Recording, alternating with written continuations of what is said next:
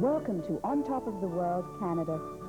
Today we continue our look at this beautiful, vast country and continue our journey into the western provinces and then up into the northern territories. Saskatchewan was part of the Prairie Last Best West campaign, an aggressive advertising scheme to attract European homesteaders to the west. The campaign was a resounding success. From the turn of the century until 1914, 3 million people from all over the world, including Ukrainians, Mennonites, Czechs, Germans, Poles, and Dutch, came to the prairies for 160 acres of free land per family. While 2/3 of Saskatchewan is prairie lowland, there are also thriving modern cities and a surprising diversity of landscapes.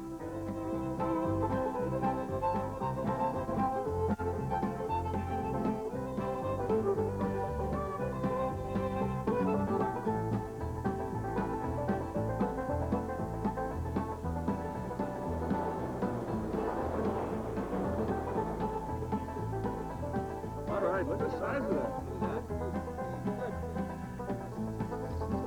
We have nuts, fish.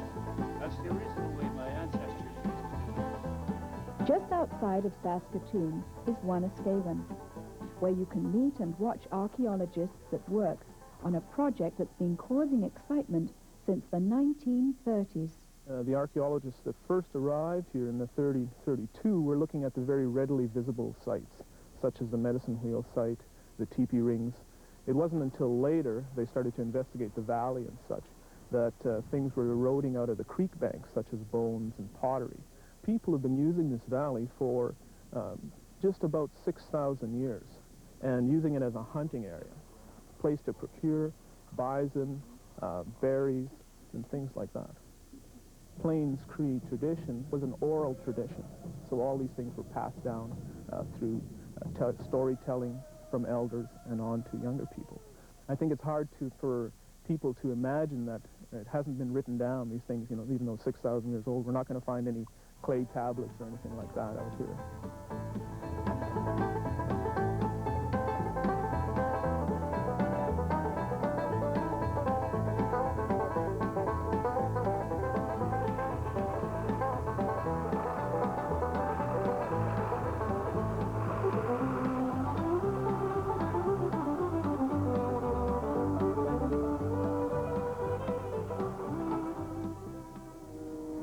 Small towns in Saskatchewan are having a difficult time.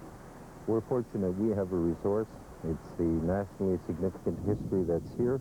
We borrowed the idea from Chemainus on Vancouver Island.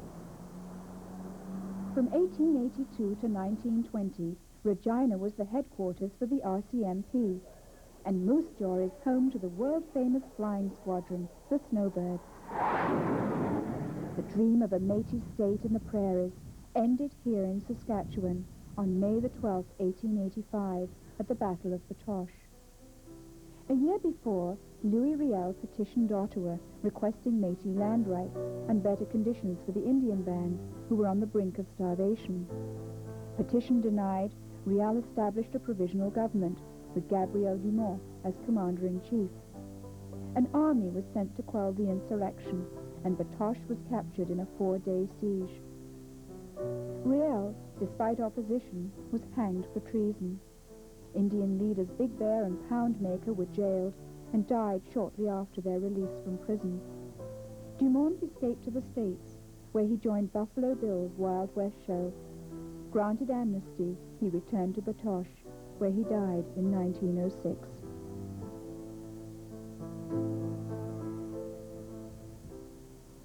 Alberta conjures up images of cowboys and rodeos, oil wells and ranches, but this 70-million-year-old graveyard is also part of Alberta. The Badlands of this park are a dry, convoluted lunar landscape, but it wasn't always like this. At one time, the Gulf of Mexico reached this far. The area was a jungle-like swamp, and dinosaurs loved it.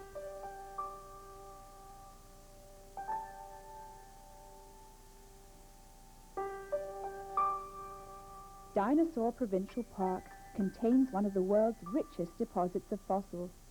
By car and walking trails, you can explore the spectacular but fragile terrain and view dinosaur skeletons in the exact spot they were discovered.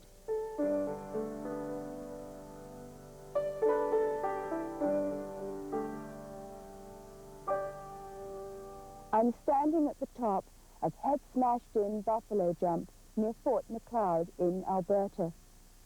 Before the advent of firearms, the Blackfoot Indians used to kill the buffalo by driving the thundering herds over these steep cliffs. This buffalo jump was in use about the same time or before the pyramids were getting built over on the other side of the world. Before the horse was even introduced to the Blackfeet Nation tribe, what they call imitatas, dog team days. Every year, at about this time of the fall, is when they use this buffalo jump. If you take all the roads and the buildings and the fences all off out of here, and you put 60 million buffalo out there roaming at one time, buffalo. Hey, that one guy, old guy was talking about if you were going to go across country here, and that buffalo just happened to be going by, you'd have to sit and wait 3 days and 3 nights just for a herd just to pass by.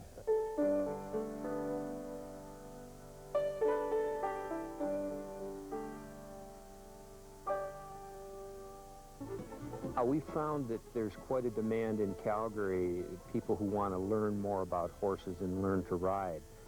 You see a person who starts out being a little bit fearful, and you're dealing with 1,000 pounds of twisted steel there, and then they get used to the horse, and their learning curve goes up very rapidly, and then it becomes a very important part to them. They've overcome something in many cases.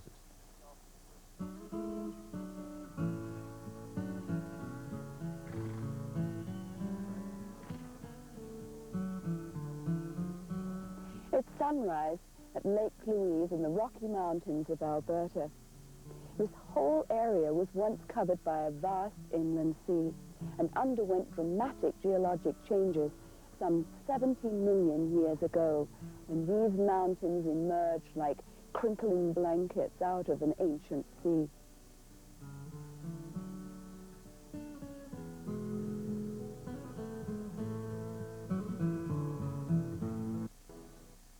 Part of the Long Beach unit of the Pacific Rim Park are 2 hiking trails, the Rainforest Trail and the Shore Pine Bog. Here on the Shore Pine Bog Trail, we see trees that are mostly shore pine. And because of the high water table and extremely acidic conditions, it grows in an unusual form. The trees are dwarfed, and if they're rounded clump tops, they look like large cauliflowers. Some of them might be up to 500 years old, and yet they stand only about 5 to 6 meters tall. On the ground level, we see a variety of smaller plants, such as the sundew, which is an insect-eating plant. The giant of the rainforest is the western red cedar. It's a tree that in places is, it's over 20 meters around. And it makes it one of the giants of the world's forest trees. Pacific Rim National Park is one place where this forest type that we've been talking about will be preserved. That's very important because so much of the coast of British Columbia is given over to forest harvesting. This will represent a forest that has been here for several thousand years and will continue to be here for thousands of years more. Another unit of the Pacific Rim Park is the Broken Group, an archipelago of more than 100 islands. The largest is less than a square mile in area. The smallest might be just a few trees atop a small rocky knoll that protrudes from the water. Barkley Sound area, of which the Broken Group is part, it has one of the highest bald eagle concentrations in North America.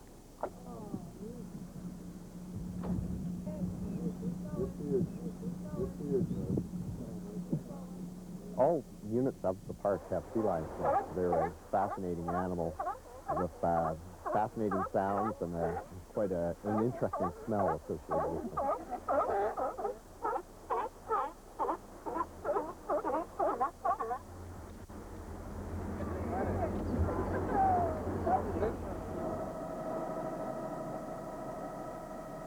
Queen Charlotte Islands, Haida Gwaii, are the only part of Canada which escaped the last ice age. The landscape is a remarkable rugged wilderness, including 1,000-year-old tracts of rainforest, which the Haida have strived to protect from further logging. The Haida, who have lived on these islands for the last 10,000 years, were almost wiped out in the 19th century by European diseases. And traditional villages like Skadansk were abandoned 100 years ago. As the Earth continues to reclaim Skadansk, soon only an archaeologist will be able to find evidence of this once complex and thriving community. To see the greatest collection of Indian carvings in the world, we return to the mainland of British Columbia and the Museum of Anthropology. Then we took in the sights and sounds of one of Bruno Gerussi's favorite cities, Vancouver. Well, the ocean is here and the mountains are there, and you can go skiing in Whistler and Blackcomb, and in the summer now, it's a first-class summer resort area.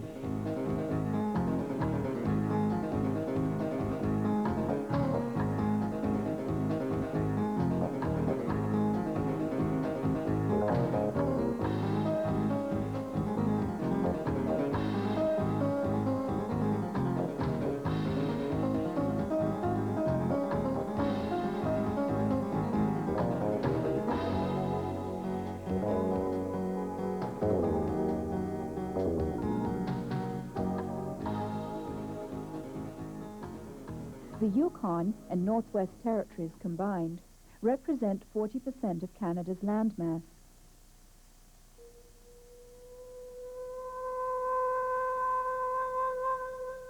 I'm standing in the world's largest non-polar ice field in the St. Elias mountain range in Kluane National Park, and behind me is Mount Logan, at nearly 20,000 feet, the largest mountain in Canada. And this is the Yukon. Few people who come to Kluane make it this far into the park. The rugged terrain means flying is the best option. And our pilot and guide was Andrew Williams. We've just landed on the Seward Glacier. It's one of the larger ice fields in the complex. On each side of us are some of the higher mountains of the range. We've got Mount St. Elias, which is the second highest, just over 18,000 feet. And alongside of that is Mount Augusta, Mount Cook, Mount Vancouver, and then dominating us at the present is Mount Logan, which is the most climbed mountain in this particular range, but in fact it doesn't get many ascents over the course of the years. The attraction of it, of course, is being the highest mountain in Canada, but it's also extremely challenging for a mountaineer from a technical standpoint. We are flying across the center of the range, and we're going to leave the range by following the Kaskawos Glacier down to the Slims River Valley.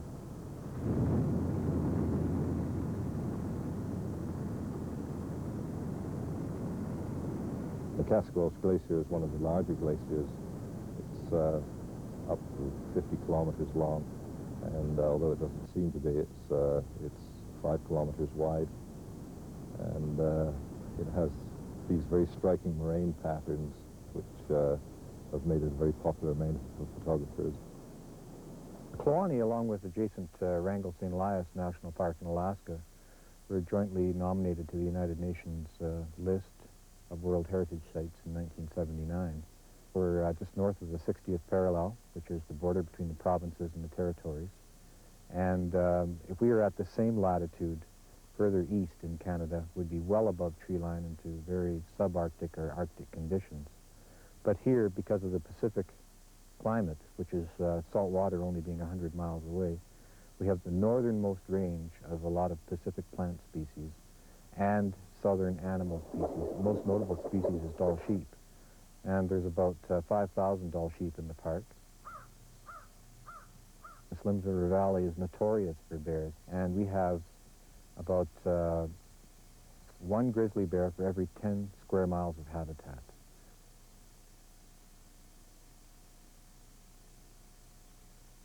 Haines Junction is the headquarters for Kluane National Park and the junction of the Haines and Alaska highways. 1992 marks the 50th anniversary of the Alaska Highway, which was built as a supply road to World War II bases in Alaska. The construction of the highway opened up the area, permanently changing the lives of the Aboriginal peoples. But, as we discovered, some of the ancient traditions live on. We, as a people, were known as nomadic people, and they weren't nomadic by choice. They had to follow wherever the game was, wherever the food, their berries, the fish were. And down at Klukshu is one of the main rivers where the salmon come back up through the Alsac. Oh, yeah. A lot of our elders, they don't have any kind of thing written down, but they have everything up in their mind. And the map of this country is up here. The knowledge of all our stories and all our history, going back generation, is all up in here. From 1896 to 1904, the Klondike Gold Rush brought thousands of fortune seekers, predominantly American, to the Yukon. Boom towns, including Dawson City and Whitehorse, sprang up overnight as more than $100 million in gold was mined.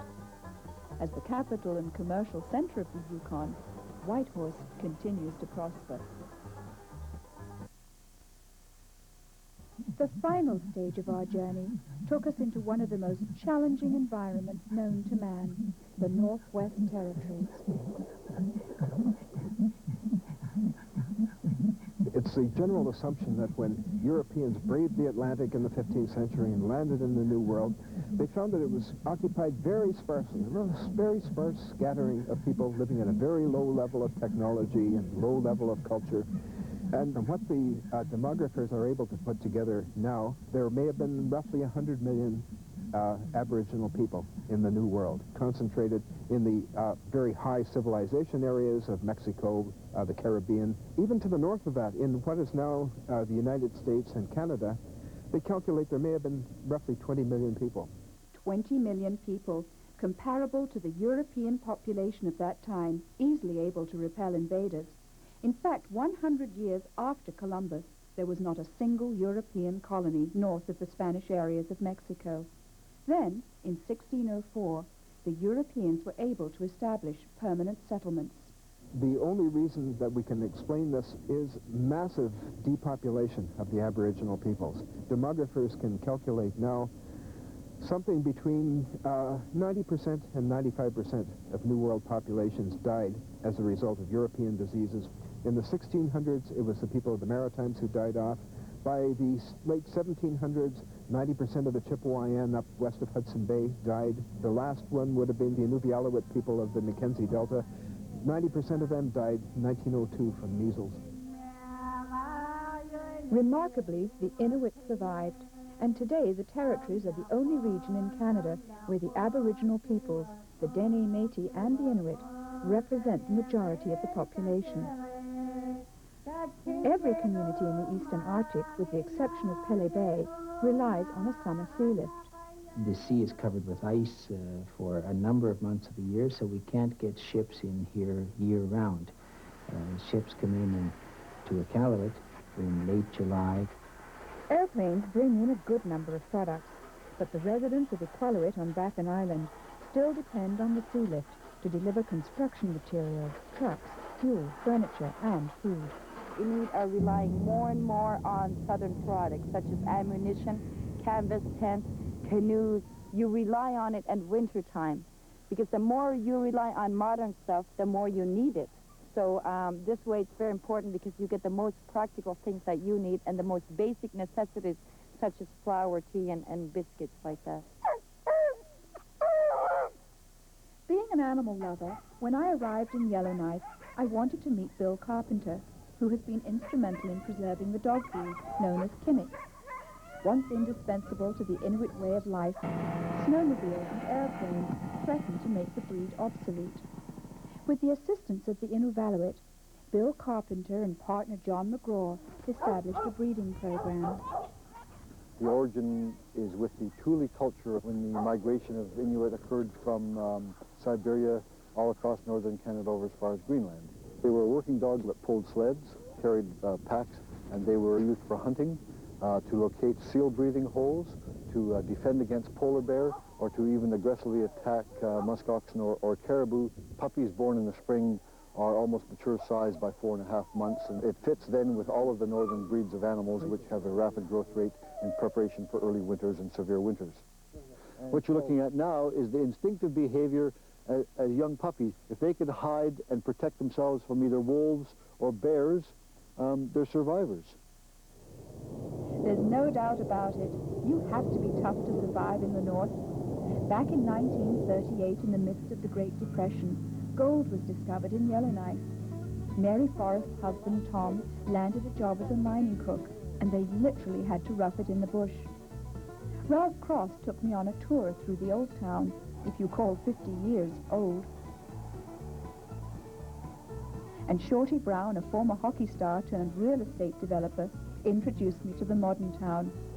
Of course, I had to meet with the prospector who holds the claim to the oldest known rock in the world, officially dated at 3.962 billion years, but he turned out to be an artist and philosopher. Well, you have to have a sense of humor to survive in the North. That's what helps. But out in the bush, people are people, and you treat them by how good they are as a trapper or as a prospector, or how conscious they are of animals, of other people's rights to the land. So the North is one of those places that you fall in love with or you hate it. If I had only one wish for this country, it is that everyone should have the opportunity and the time to travel across and experience Canada. I'm Ann Martin, and I'll see you again next time on Top of the World.